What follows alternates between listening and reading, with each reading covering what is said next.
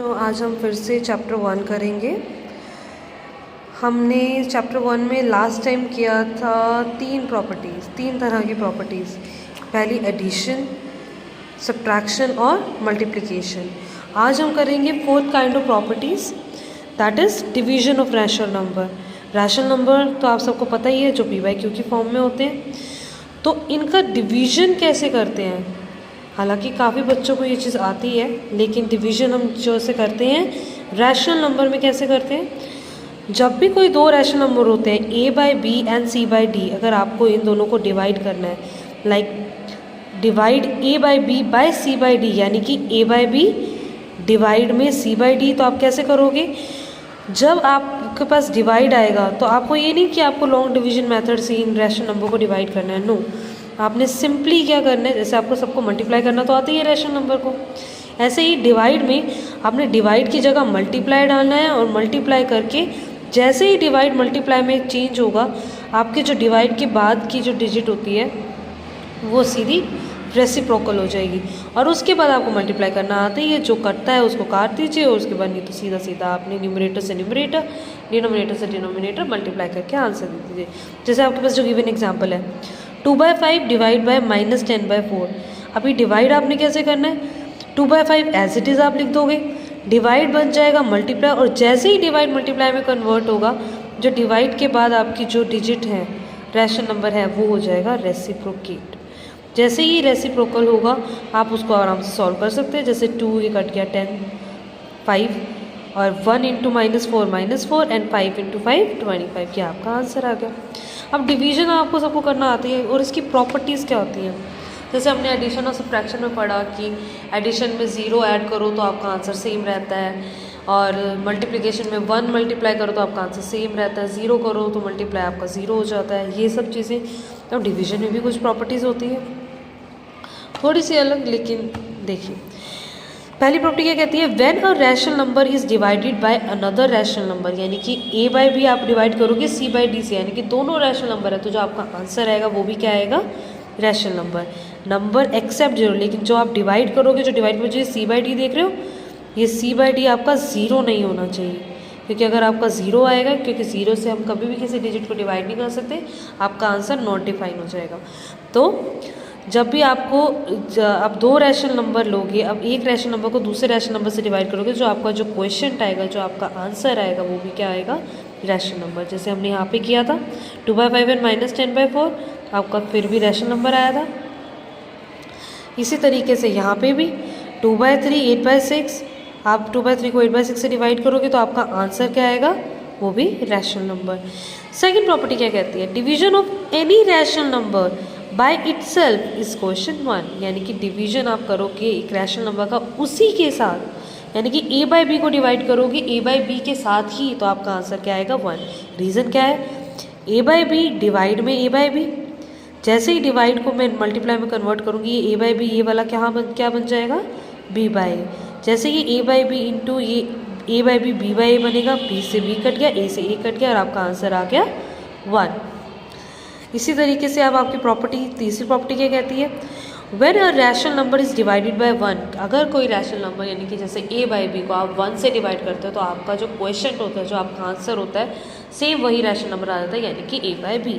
जैसे कि आपके पास ये एग्जाम्पल देखो, 3/5 को हमने डिवाइड किया 1 से, 1 जैसे ही डिवाइड को हमने मल्टीप्लाई में कन्वर्ट किया, 1 के नीचे कुछ नहीं, तो मतलब 1, तो 1/1, और जैसे ही आप मल्टीप्लाई करोगे तो आपका आंसर आ गया सेम। 3/5 को डिवाइड किया 1 से, तो आंसर भी क्या आया? 3/5। ऐसे अगर आप किसी को 0 से डिवाइड करोगे तो आपका आंसर तो नॉट डिफाइन हो जाएगा, लेकिन अगर 0 को किसी नंबर से डिवाइड करोगे, क्योंकि 0 से तो हम कभी डिवाइड नहीं करते, हर क्वेश्चन में आप देखोगे when a rational number is divided by another rational number except 0, क्योंकि हम 0 से डिवाइड नहीं कर सकते। देखिए अगर हम 0 को किसी नंबर से डिवाइड करते हैं तो आपका आंसर हमेशा आता है 0। ओके, यानी कि 0 अगर आपका डिवाइड करने के लिए आता है कि 0 को डिवाइड करो, जब आपके पास कोई 0 मतलब कोई डिजिट ही नहीं है, कुछ क्वांटिटी ही नहीं है, उस क्वांटिटी को आप डिवाइड कैसे कर सकते हो? You can not divide air, right? तो इसी तरीके से 0 से किसी को डिवाइड नहीं करना, लेकिन 0 को अगर किसी से डिवाइड करते हो तो आंसर आता है हमेशा 0। कैसे? अब 0 डिवाइड में 1/4, अगर आप इसको मल्टीप्लाई करोगे तो ये 4/1 हो जाएगा और 0 × 4 0, दैट्स इट। ओके, तो अब जैसे आपके पास ये बड़े बड़े क्वेश्चंस हैं, इनको सिंप्लीफाई करना है कि if the sum of this and this is divided by the difference of the question obtain is this. इसका क्या मतलब है? अब जैसे ये क्वेश्चन है, अगर आपको इन दोनों का सम करना है, इन दोनों का आप सम करोगे और उसको डिवाइड करोगे किससे? इनके डिफरेंस से। क्या बोल रहे हैं? The sum of this is divided by their difference, यानी कि इन दोनों का सम करोगे 3/5 + 11/15। आपका आंसर आएगा, जैसे आपके यहाँ पे दे रखा होगा 3/5 + 11/15, आपका आंसर आया 20/15। इसका डिफरेंस भी निकालोगे क्योंकि इसने क्या बोला है कि इस डिवाइडेड बाय देयर डिफरेंस, यानी कि 3/5 - 11/15 इज इक्वल टू आपका आ गया -2/15। तब आपको इस सम को डिवाइड करना है इससे, यानी कि 20/15 डिवाइड में -2/15। तो जैसे ही माइनस डिवाइड को आप मल्टीप्लाई में कन्वर्ट करोगे तो ये आपका -2/15 क्या बन जाएगा? -15/2। उसके बाद जो आपको करता है आप काट दीजिए, आपका आंसर आ जाएगा। अब ये जो सिंप्लीफिकेशन है, जब भी कोई सिंप्लीफिकेशन के लिए इतना बड़ा क्वेश्चन आता है, यू हैव टू पहले सॉल्व ब्रैकेट वाली प्रॉपर्टीज़। पहले आपको ब्रैकेट वाले एलिमेंट सॉल्व करने हैं, उसके बाद आपको ये प्लस माइनस के जो भी बीच में है वो सारे सॉल्व करने हैं।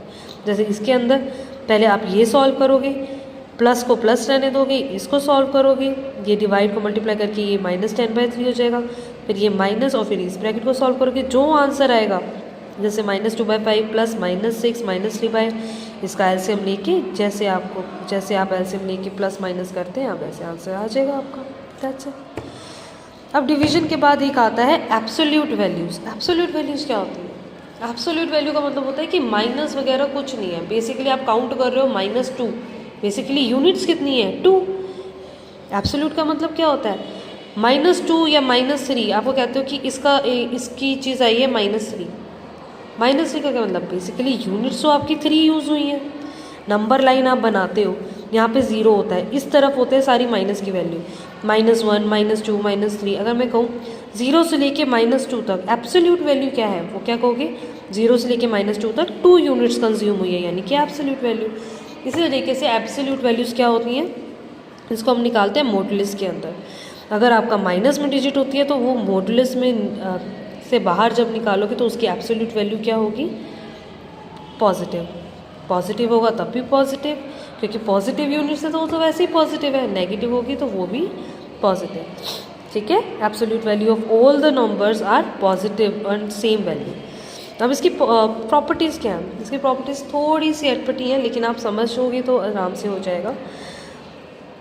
देखो, ये 2 प्रॉपर्टीज़ हैं, आप ये देख रहे हो, ये 2, यानी कि आपके पास 2 रैशनल नंबर है। ठीक है, 2 रैशनल नंबर है, आप उन दोनों का सम करके उसकी एब्सोल्यूट वैल्यू निकालो और उनको अलग अलग एब्सोल्यूट वैल्यू निकाल के उनका सम करो, तो इन दोनों में रिलेशन क्या होगा? इट विल बी ऑलवेज, यानी कि a + b की absolute value will be less than equal to absolute value of a + absolute value of b। देखो, the absolute value of the sum of 2 rational number, यानी कि a + b का modulus is always less than or equal to the sum of absolute values of given number, यानी कि absolute value of a + absolute value of b। यानी कि जैसे आप आपसे क्वेश्चन में सॉल्व करोगे, आपके पास क्वेश्चंस होंगे एक्सरसाइज में, आपने इसी तरीके से सॉल्व करने हैं। जैसे आपके पास दे रखा है a दे रखा है 2/-5, b दे रखा है 3/4। अब जब इसके अंदर आप पुट करोगे 2/-5 पे 3/4, इसमें प्लस करके उसकी एब्सोल्यूट वैल्यू निकालोगे, और एक जगह आप निकालोगे a की वैल्यू एब्सोल्यूट वैल्यू 2/-5 की 2/5 और b की 3/4 3/4। इन दोनों को एब्सोल्यूट वैल्यू निकालने के बाद प्लस करोगे तो हमारा जो a + b है, या तो इन दोनों से छोटा होगा या फिर इनके से इक्वल होगा या फिर छोटा होगा। ओके, मल्टीप्लिकेशन में यहीं से देख लो, लेकिन मल्टीप्लिकेशन में लेस देन वगैरह कुछ नहीं होता, इक्वल होता है। चाहे आप दोनों को मल्टीप्लाई करके उसकी एब्सोल्यूट वैल्यू निकालो या फिर मल्टीप्लाई एब्सोल्यूट वैल्यू निकालने के बाद करो, इन दोनों की इक्वल जो वैल्यूज़ होती है वो क्या आती है? इक्वल। जैसे कि ये है आपकी ये वाली प्रॉपर्टी, ये the absolute value of the product of 2 rational number is equal to the product of absolute value of the given number, यानी कि a × b का absolute value will be equal to a की absolute value into b की absolute value. Always. ये आपको question में आएगा, इस तरीके से आपको सॉल्व करना है। अब ये आपकी एक्सरसाइज है, देखिए ये एक्सरसाइज आपकी ज़्यादा मुश्किल नहीं है। अगर आप इन्हें ट्राई करेंगे तो ये आपकी एक्सरसाइज आपसे आराम से हो जाएगी। सब्ट्रैक्ट सम के क्वेश्चंस, आपको ये वाले क्वेश्चंस जो आपके मेन हैं थोड़े बड़े, सबसे पहले आपको ब्रैकेट सॉल्व करना है, उसके बाद आपको सब सारी चीज़ें सॉल्व करनी है। अब ये चीज़ें हैं, जैसे अब ये x वाला मैंने आपको बताया था, 10/20 + 4/8 - 9/18 को आप इसके सॉल्यूशन को किसके साथ ऐड करें कि आपका आंसर 1 है।